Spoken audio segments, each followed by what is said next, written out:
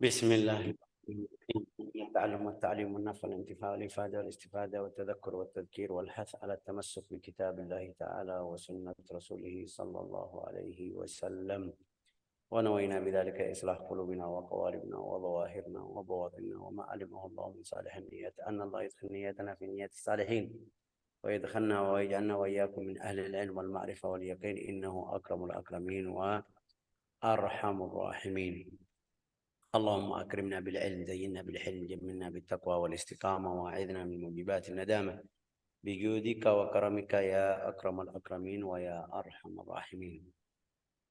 Kita kemarin belajar itu kekejaman orang Quraisy terhadap orang-orang lama atau orang Muslim yang baru masuk Islam, yang keluarganya sedikit atau lama karena dia tidak punya keluarga, seperti budak-budak atau orang yang dari di luar Makkah. Hari ini kita masih ada bagian yang kedua dari bab kemarin. Ini yang penting biar kita paham juga, jangan di hadapan pikiran kita, oh ini Quraisy ganggu-ganggu dari cerita-cerita kemarin, ganggu-ganggu orang yang lama. Berarti Rasulullah tidak kena. Enggak. Biar kita paham ada gangguan ke Rasulullah SAW, itu yang paling besar Rasulullah, karena Sallallahu Alaihi Wasallam yang mulai dakwah. Jadi kita dari kemarin sudah baca atau sudah belajar bagaimana mereka ganggu atau datang berapa kali ke Abu Talib, datang ke Nabi langsung. Ibnu Ishaq coba baca. Ibnu Ishaq berkata, Hakim bin Jubair berkata kepadaku dari Said bin Jubair yang berkata bahwa aku bertanya kepada Abdullah bin Abbas, bagaimanakah bentuk penyiksaan orang-orang musyrikin terhadap sahabat-sahabat Rasulullah Shallallahu Alaihi Wasallam? Abdullah bin Abbas berkata, demi Allah. Tanyaannya di sini lebih jelas, maksudnya mereka bisa sampai tinggal agama Islam karena siksanya berat atau pedih atau kuat, itu ini satu, sampai Allah Ta'ala terima alasannya atau tidak. Ini jawaban Abdullah bin Abbas. Abdullah bin Abbas berkata, demi Allah, orang-orang Quraisy memukul salah seorang dari sahabat Rasulullah Shallallahu Alaihi Wasallam, membuat mereka kelaparan dan kehausan hingga salah seorang dari mereka tidak bisa berdiri tegak akibat beratnya penyiksaan yang diterimanya. Pikiran orang kafir di zaman dulu sama sekarang sama. Kita lihat apa yang terjadi di Gaza, listrik, airnya. Kalau mereka bisa udara juga, mungkin mau tutup udara atas Gaza. Pikiran orang kafir dimanapun sama. Tidak lihat ini orang Muslim, berarti mereka ganggu di cara yang paling keras. Ini sama, ini lihat yang terjadi di Gaza kemarin, yang di rumah sakit mereka cubut listrik sampai mati berapa anak yang baru bayi. Pikirannya sama, melakukan atau i'tikad mereka orang kafir sama. Maksudnya apa atau tujuannya apa? Itu tujuannya sudah mereka ikut langkah-langkah syaitan. Terus lanjut, Sampai-sampai orang-orang Quraisy berkata kepadanya, Allata dan Uzza adalah Tuhanmu, bukan Allah. Ia berkata, ya, bahkan seekor sapi betina dibawa ke hadapannya, kemudian mereka berkata kepadanya, sapi betina ini adalah Tuhanmu dan bukannya Allah. Ia menjawab, ya, ia melakukan ini semua demi menghindari penyiksaan yang lebih kejam. Ya, ini salah satu gambaran atau salah satu cara dari mereka bagaimana itu sudah tidak sadar. Juga kemarin sudah belajar cerita Ammar bin Yasir. Mereka membunuh ayahnya, ibunya, dia lihat waktu membunuh ibunya. Juga siksanya atau seperti cerita tadi itu, mereka tidak kasih makan 2 hari 3 hari Sampai dia tidak sadar. Mereka kasih ini seperti cerita tadi, onta atau sapi, atau bilang sama dia Tuhanmu, dia tidak sadar bilang dia. Nasallahu alaihi wasallam. Berarti mereka iman mereka itu luar biasa. Kita kalau kena apa itu jatuh jatuh di rumah aja jatuh langsung mulai. Kalau sakit itu lama 2 hari 3 hari atau pergi ke rumah sakit berapa kali tidak ketemu obat mulai dia siap balik dari agama Islam. Ini lihat mereka bagaimana. Subhanallah. Terus Ibnu Ishaq berkata, Zubair bin Ukasyah bin Abdullah bin Abu Ahmad berkata kepadaku, beberapa orang Bani Makhzum berjalan menuju rumah Hisham bin Al-Walid karena saudaranya yang bernama Al-Walid bin Al-Mughirah telah memeluk Islam. Mereka sepakat untuk memurtadkan kembali anak-anak muda mereka yang telah masuk Islam.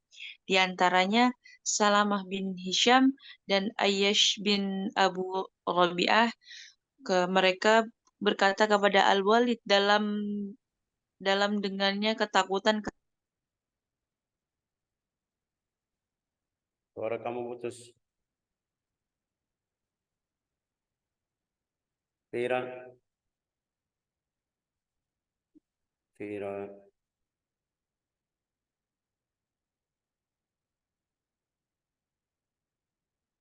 Halo, Chef. Suara Ada. kamu berhenti ya. Lanjut ha. Sesungguhnya kami ingin menjelek-jelekan anak-anak muda tersebut karena agama baru yang mereka anut, sehingga kita merasa ringan dalam menangani kasus lainnya selain mereka. Hisham bin Al-Walid berkata, baiklah, silakan saja. Namun kalian jangan macam-macam dengan Al-Walid. Hati-hatilah kalian terhadap dia. Kemudian Hashim bin Al-Walid berkata, janganlah kau sekali-kali habisi Ubayd saudaraku. Jika kalian lakukan, maka kita mempunyai permusuhan abadi. Ini kenapa dia Ibn Ishaq kasih cerita ini? Karena orang Arab orang cemburu. Kalau ada yang ganggu saudaranya tidak bisa sabar. Siap sampai berang. Seperti kita lihat. Itu Arab asli. Sekarang enggak. Arab palsu sekarang. Lihat bagaimana terjadi di Gaza. Enggak ada yang bilang apa-apa. Presiden-presiden atau raja-raja yang di Arab. Itu Arab dulu. Ini sampai dia bilang kamu silakan. Ini saudara saya silakan. Itu maksud ceritanya. Tapi subhanallah setelah jadi seperti ini atau mereka ganggu mereka saudara sahabat Nabi Muhammad SAW dan sahabatnya, Allah Ta'ala kasih izin hijrah ke Al-Habasyah. Kasih izin hijrah ke Al-Habasyah. Hijrah itu ke Al-Habasyah itu salah satu mungkin kita bilang tolongan dari Allah Ta'ala kepada sahabat biar istirahat, biar keluar dari tempat yang siksa. Ayo silakan hijrah. Allah Ta'ala kasih hijrah. Terus lanjut baca dzikral hijrah. Ibnu Ishaq berkata, Rasulullah Shallallahu Alaihi Wasallam menyaksikan langsung penderitaan yang dialami sahabat-sahabatnya, dan itu berbalik dengan keadaan beliau karena kedudukan beliau di sisi Allah dan di sisi pamannya, Abu Thalib. Sementara beliau tidak mampu memberi pelindungan kepada mereka, maka beliau bersabda kepada mereka, bagaimana kalau kalian berhijrah ke negeri Habasyah? Karena rajanya mengharamkan siapapun dizolimi di dalamnya, dan negeri tersebut adalah negeri yang aman hingga Allah memberikan solusi bagi kalian. Habasyah itu bisa masuk Somalia, sekarang yang namanya Somalia, Ethiopia, Djibouti, itu namanya Habasyah. Berarti di situ. Di situ waktu itu ada rajanya yang agamanya itu Kristen atau Nasrani. Dia dari cerita-cerita karena mereka pergi ke sana, pergi usaha balik, sudah dapat atau dapat cerita dia orang adil, raja yang adil. Rasulullah kasih pilihan kepada sahabat, bagaimana kalau kamu pergi ke sana? Ya, mereka langsung setuju. Karena sudah dapat izin dari Allah Ta'ala. Lanjut, ha?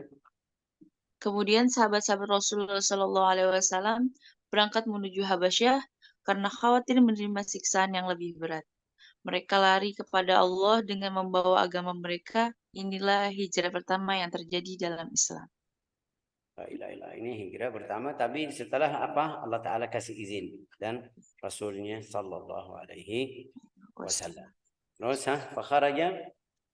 Kaum muslim yang pertama kali berangkat dari Bani Umayyah bin Abdul Syams bin Abdul Manaf bin Qusay bin Kilab bin Murrah bin Ka'ab bin Lu'ay bin Ghalib bin Fihr ialah Utsman bin Affan bin Abu Al-As bin Umayyah beserta istrinya Iya, Ruqayyah binti Rasulullah. ini Sayyidina Utsman maksud, tapi dia kasih dari suku-suku karena mereka sudah setelah mereka parah tambah apa namanya sampai mereka lepas dari keluarganya, lepas tangan dari keluarganya yang punya orang yang sudah masuk Islam. Jadi dari suku ini mulai dari suku yang paling besar Bani Umayyah. Siapa itu? Utsman bin Affan. Utsman bin Affan kita tahu itu apa bahasa Indonesia, nikah sama anak Nabi Muhammad SAW. Namanya apa bahasa Indonesia? Bilang namanya apa bahasa Indonesia? Sihruhu. Yang nikah sama keluarga. Dalam bahasa Arab sih. Menantu. Menantu. Sihruhu. Oke. Ini yang pertama. Terus wa min bani Abdu Syams bin Abdu Manaf itu semuanya dekat, masih semuanya dari suku Quraisy. Tapi di suku Quraisy ada berapa apa itu cabang mungkin kita bilang dari Quraisy. Itu tadi dari Bani Umayyah, sekarang dari Abdu Syams Abu Hudzaifah bin Utbah bin Rabi'ah bin Abdu Syams ma'ahum ra'atahu Sahla bin Suhail. Lanjut, Dari muhajirin dari Bani Abdul Syam bin Abdul Manaf ialah Abu Hudzaifah bin Utbah bin Rabi'ah Abdul Syam beserta istrinya yang bernama Sahlah binti Suhail bin Amr, salah seorang dari Bani Amir bin Lu'ay. Di Habasyah, Sahlah melahirkan seorang putra yang bernama Muhammad bin Hudzaifah. Hudzaifah. Mereka pergi ke sana dapat anak di sana. Oke, terus lanjut. Dari Bani Asad. Bani Asad bin Abdul Uzza bin Qusay. Ini lihat masih mereka ketemu sama Nabi di apa bahasa Indonesia, kakek-kakek yang atas itu. Di sini Qusay bin Abdul Uzza bin Qusay. Tadi Abdul Syams bin Abdul Manaf. Ghalib bin Fahr itu mereka masih satu keluarga tapi sudah apa itu turunannya beda sedikit, tapi mungkin kita bilang satu suku. Az-Zubair bin Al-Awwam,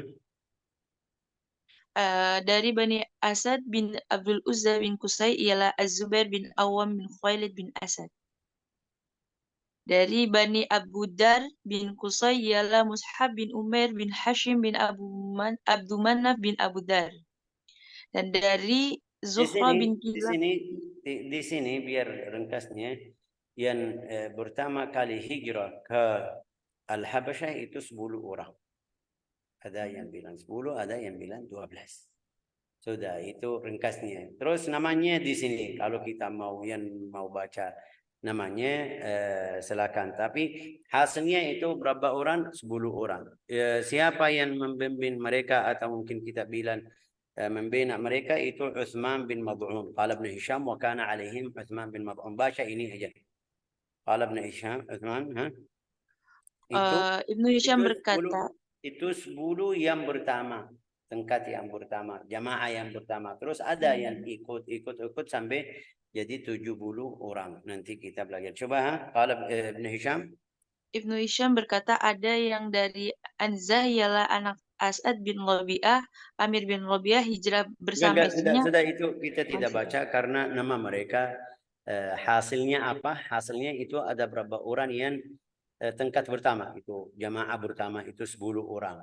Habis itu ada yang berikut mereka siapa itu yang bahasa Inggris bilang apa itu? Menyusul ya kan?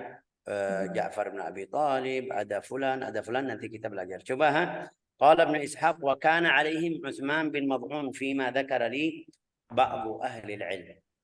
Itu Ibnu Hisham berkata, Itu sunnah walau kita rihlah, kita mau safar, kita mau berjalanan, harus jadikan satu orang amir kita, itu sunnah.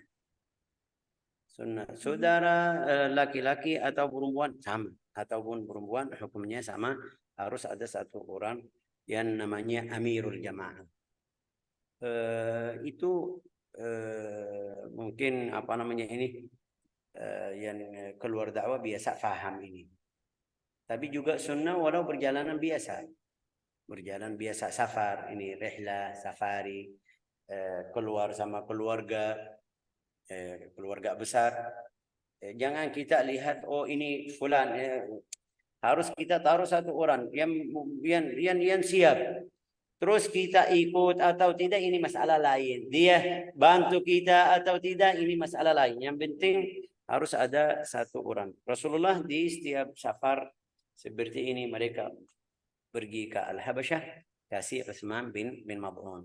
Coba Ibnu Hisham berkata mereka dipimpin Utsman bin Mazun dipimpin sih. Utsman bin Mazun seperti dikatakan sebagian orang berilmu kepadaku. Kenapa bilang seperti itu? Karena nanti kita belajar atau dapat nanti ini setelahnya langsung ada yang bilang yang dibimbing itu Ja'far bin Abi Thalib. Tapi itu seperti saya tadi bilang, 10 yang pertama yang dibimbing itu Utsman bin Mad'un. Setelah Sayyidina Ja'far datang, baru mereka jadikan Sayyidina Ja'far, karena Ja'far mirip Nabi Muhammad SAW di badannya. Coba lanjut. Ibnu Ishaq berkata, kemudian Ja'far bin Abu Thalib radhiyallahu an berangkat menyusul ke Habasyah. Kaum muslimin secara bertahap berhijrah ke Habasyah hingga mereka berkumpul di sana. Ada yang hijrah bersama istrinya, ada pula yang hijrah sendirian tanpa ditemani istrinya. Ini lihat iman mereka bisa tinggal tempat yang melahir atau tempat lahir itu, tempat lahir. Dan juga bisa pergi sendiri, ada yang sendiri tidak bisa bawa keluarga, ada yang bisa bawa keluarga. La ilaha illallah. Juga di situ dapat berapa musibah. Ada yang sampai ke sana balik lagi dari agama Islam. Nanti di sini mungkin ada ceritanya itu yang suami siapa itu, Ummu Salamah. Setelah itu Rasulullah nikah sama Ummu Salamah karena suaminya. Terus ومن بني هاشم بن عبد مناف بن قصي بن مراد مع جعفر بن أبي طالب مع امرأته أسماء بنت عميس بنت النعمان. Ja'far itu sama istrinya. Ja'far sama istrinya Asma bint Umais bint Nu'man. Waladat bi ardil Habasyah, anaknya Abdullah bin Ja'far. Abdullah bin Ja'far itu lahir di Al-Habasyah. Terus ومن بني عبد شمس itu Uthman bin Affan tadi, معهم رأته رقية ابنة رسول الله صلى الله عليه وسلم. رقية anak Nabi Muhammad صلى الله عليه وسلم. Masya Allah. Wa Amr bin Sa'id bin Umayyah ma'ahum ratu, ini tafsir itu detail jelasin siapa yang pergi sama istrinya, siapa yang pergi sendiri. Kalau kita mau baca juga panjang sekali, tidak bisa berhenti, tapi kita lewat ini semuanya karena panjang.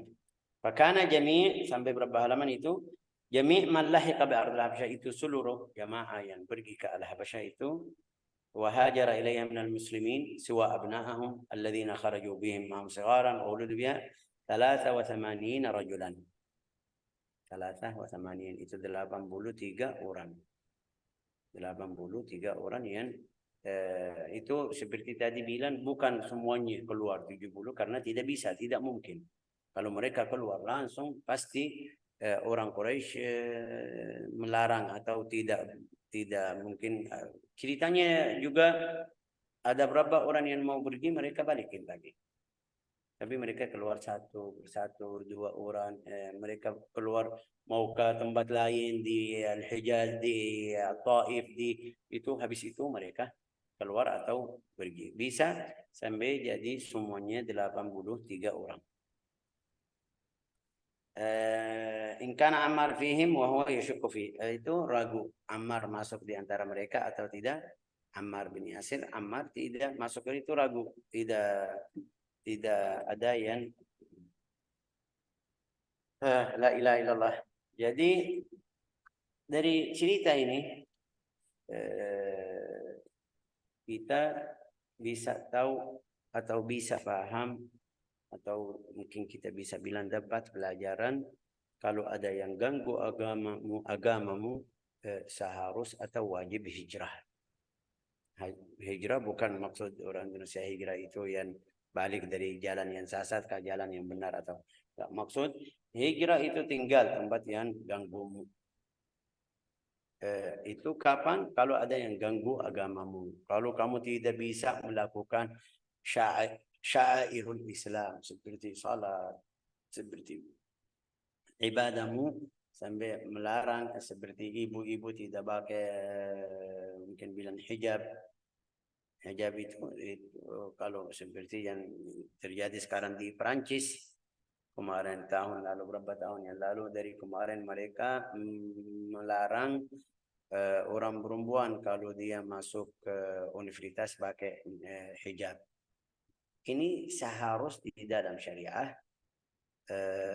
sudah pergi, jangan tinggal di situ, karena tidak bisa melaksanakan hal yang wajib di agama saya sendiri. Ini satu. Yang kedua juga lihat Allah Ta'ala itu mungkin kita bilang atau mungkin saya bilang, tolongan Allah Ta'ala kadang-kadang terlambat. Kita buru-buru. Ya, sampai di dalam riwayat hadis dimasuk di cerita ini Khabbab bin al-Arat. Itu salah satu orang budak juga seperti Bilal. Khabbab itu orangnya Khabbab, Suhaib ar-Rumi. Itu mereka budak yang ceritanya keras sekali. Khabbab itu di dalam riwayat hadis, dalam riwayat itu dia kerja atau budak sama perempuan yang saya nggak tahu namanya dalam bahasa Indonesia, tapi itu yang bisa atur besi, jadi pisau, jadi apa namanya ini macamnya, namanya apa, haddad dalam bahasa Arab. Haddad apa itu namanya apa? Pengrajin besi. Pandai besi.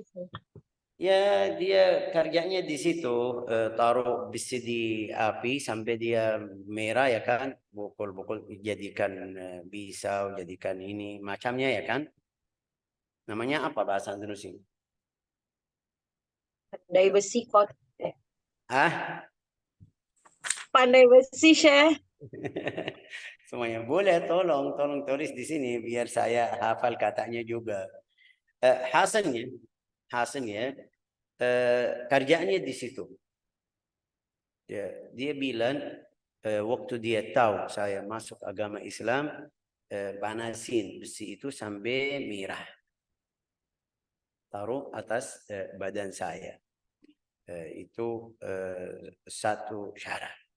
Setelah dia sembuh, dia kasih arang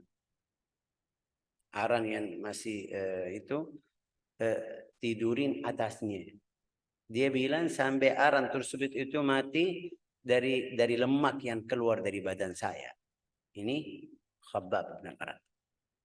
Luar biasa. Kalau kita baca cerita-cerita atau dengar cerita itu luar biasa. Tapi agama mereka tetap nggak ada di dalam buku sirah, nggak ada yang keluarin kata yang tidak bagus, kecuali yang kemarin dari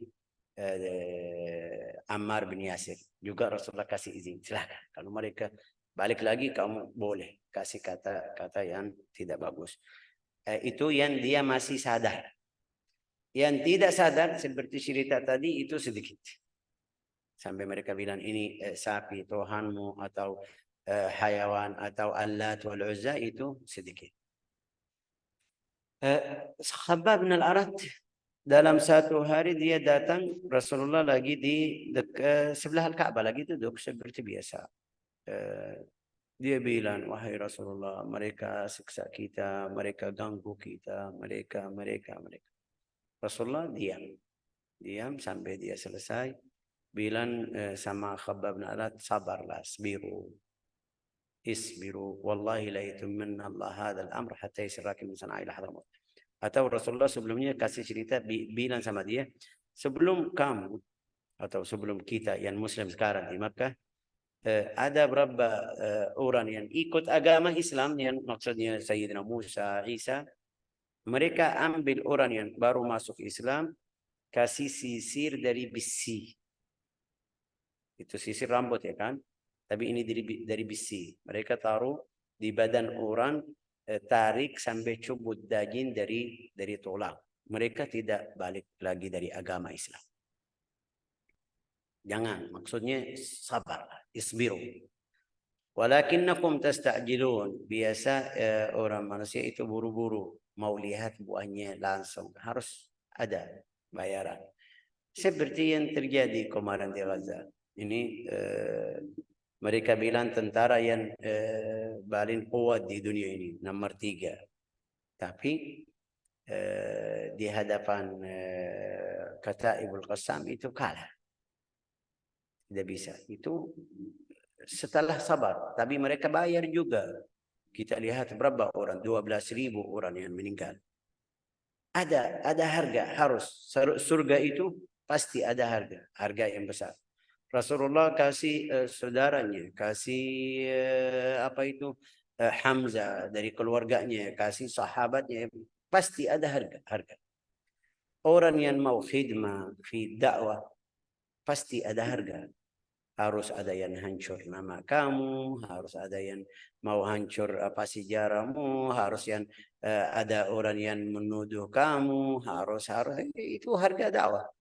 Tidak mungkin kamu selamat dari awal sampai akhir. Saya mau ngajar Al-Quran, ya banyak. La ilaha illallah.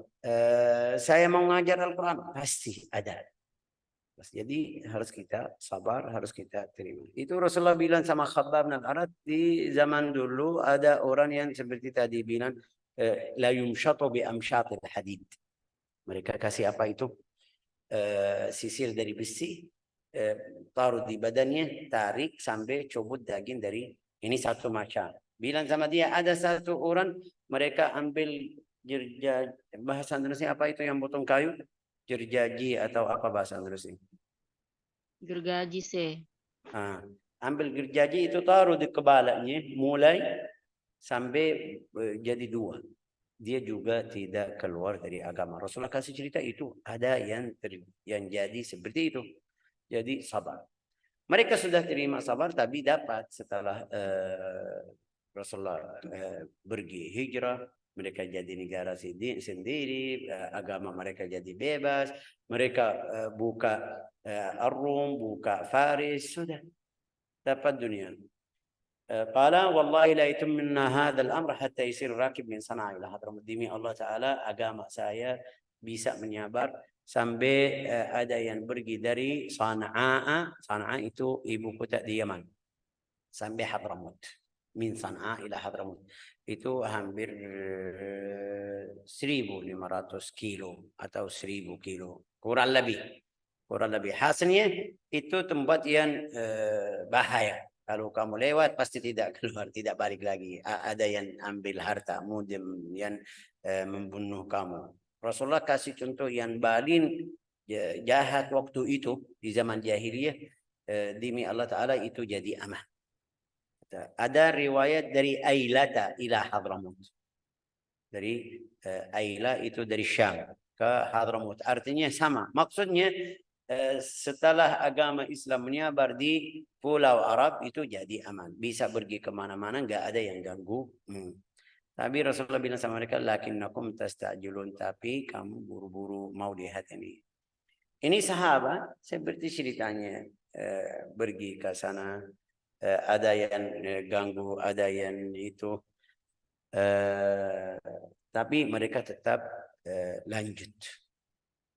Ya, mereka tetap sabar, mereka tetap jihad, mujahadah lin nafs wal hawa. La ilaha illallah. Terus al-hijrah ila ardil Habasyah juga kita lihat ya mungkin kita bilang at-tarikh yu'id nafsa itu namanya apa itu? Sejarah itu sama. Sejarah sama. Mereka diusir oleh kufar Quraisy dari Makkah, atau sahabat sudah pergi. Sekarang orang Palestina, mereka orang Israel itu mau keluarin orang Palestina dari Gaza ke Sina atau ke tempat lain. Sama, miripnya. Ayo pergi, hijrah. Tapi orang Palestina tidak bisa keluar. Sudah tahu kita di abad yang 21 beda. La ilaha illallah Muhammadun Rasulullah sallallahu alaihi wasallam. Juga di cerita ini mereka mulai tenang di sana. Quraisy kirim berapa orang biar balikin anak-anak kita. Itu mihnah baru, itu ujian yang baru. Mereka baru mulai tenang, mereka baru istirahat, tapi orang kafir masih tetap mau ganggu walau di tempat lain. Ini apa namanya ini? Ini masalah lain, masalah besar lagi. Sudah di tempat lain juga mereka ikut. Ini yang kita bisa ambil dari belajar dari cerita hari ini, pelajaran yang sangat atau seharus kita terima itu sabar mereka.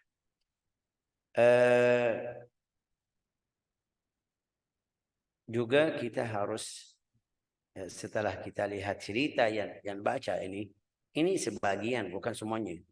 Mungkin kamu bisa baca di buku-buku lain cerita lebih dari ini parah. Tapi bisa kita bersyukur kepada Allah Ta'ala. Alhamdulillah. Kita bebas, agama kita bebas. Enggak ada yang datang melarang kita salat atau zikir atau puasa. Kita yakin tidak setuju sama pemerintah kita, tapi kita masih aman. Mau bikin majelis ini sekarang salah satu tanda kita bisa belajar lewat Zoom, ini masih aman. Alhamdulillah. Ini nikmat juga harus kita bersyukur kepada Allah Ta'ala biar kita tidak lupa karunia Allah Ta'ala.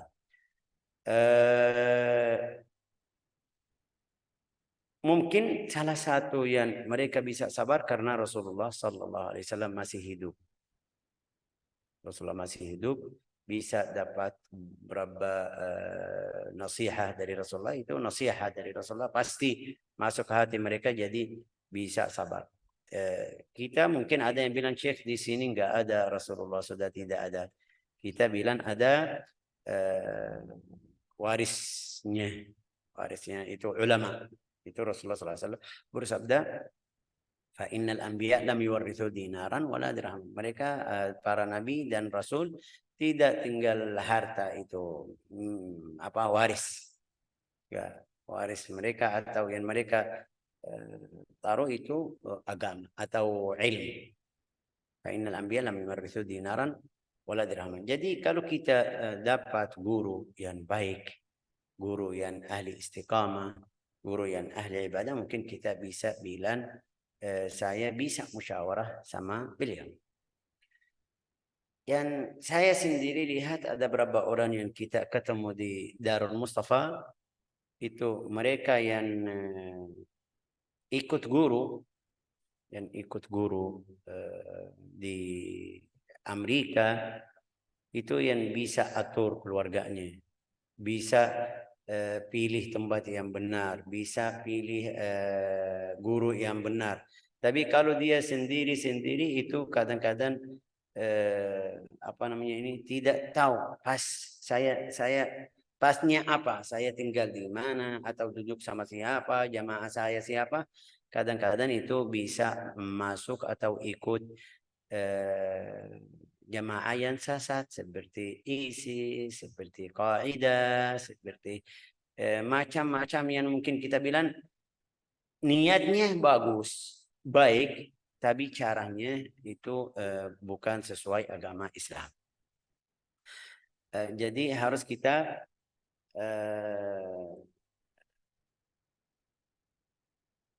sabar, siap tadhiyah. Tadhiyah itu kita seperti orang Palestina ini sekarang. Lihat agama mereka bagaimana, lihat fikiran mereka sampai mana, lihat i'tiqad mereka itu, mereka seperti tadi kita bilang apa,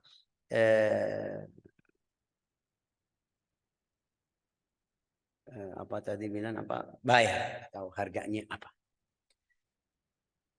La ilaha illallah Muhammadur Rasulullah. Ini hijrah yang pertama. Masih ada hijrah yang kedua ke Al-Habasyah nanti. Tapi setelah hijrah pertama ini ada itu kiriman Quraisy, kiriman berapa orang biar balikin mereka. Apa yang terjadi itu insya Allah minggu depan kita lanjut belajar itu. Yang mana nih? Yang ini atau yang ini? الله أعلم. جعلنا الله وإياكم من أهل العلم واليقين والمعرفة إنه أكرم الأكرمين والحمد لله رب العالمين.